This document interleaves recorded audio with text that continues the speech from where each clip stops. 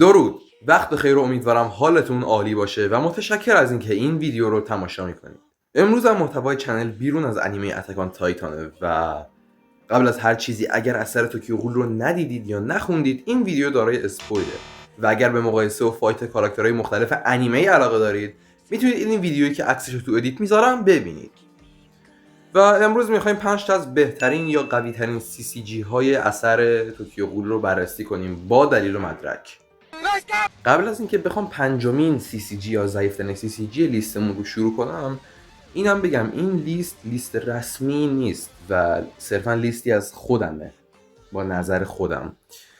و خب اگر بخوایم با پنجمین CCG یا ضعیف‌ترین CCG لیستمون شروع کنیم به نظر من ضعیف‌ترین میشه آمون کوتارو که اتفاقا کاراکتر معروفی هم هست داخل اثر توکیو غول.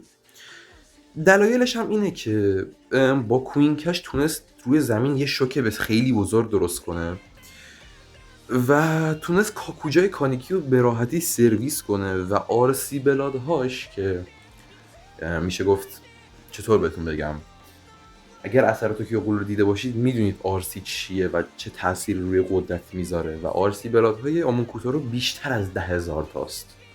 این از آمون کوتارو. بریم بعدی.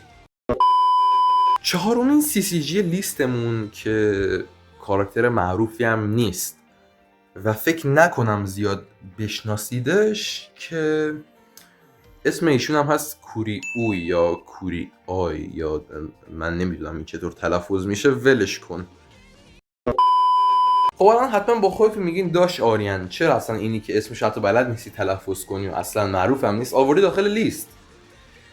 باید بگم این داداشمون وقتی که حکم سرباز رو داشته با بلک داگ که خیلی غول سریعیه فایت داده و عملا ضربات اون رو جا خالی داده.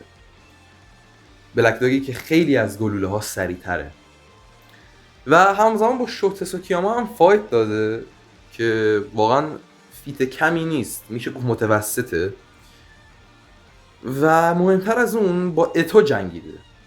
اتو که من عکسش داخل ادیت میذارم و فامیلیشو یادم نیست، فقط تصوری از غولش دارم که واقعا قویه، به شدت قویه و همین دلیل کافیه به نظرم تا بره تو نفر چهارم. سومین CCG لیستمون میشه هایزی ساساکی یا همون بلک ریپر و کانیکی خودمون که به نظرم لازم نیست زیاد راجع به فیت و کارهاش صحبتی بکنم و تونست اتو رو به راحتی نصف کنه، ضرباتش رو دفع یا بلاک کنه و سرعتش زمانی که داخل CCG بود یه جورایی با آریما یکیه.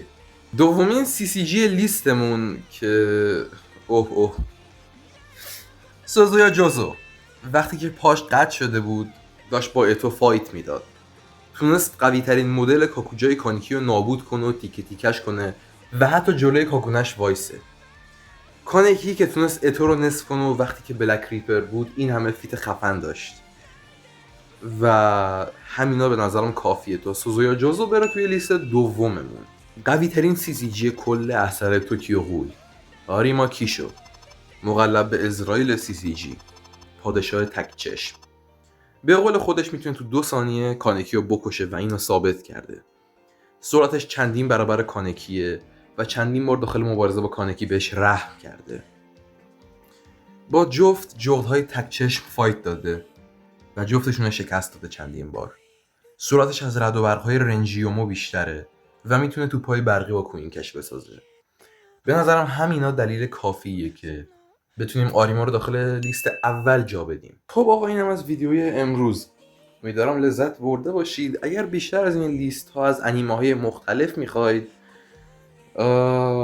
خب میتونید کامنت کنید و چرا که نه من حتما براتون میذارم. و شاید با خودتون بگین که چرا فروتا رو جا ندادی داخل لیست، اون که خیلی قویه. ببینید آقا من فروتا رو از همون اولش هم CCG حساب نمی کردم چون خیلی پلنو داشت و آره دیگه CCG نبود دیگه. و آره تا ویدیوی بعدی مراقب خودتون باشید و خداحافظ.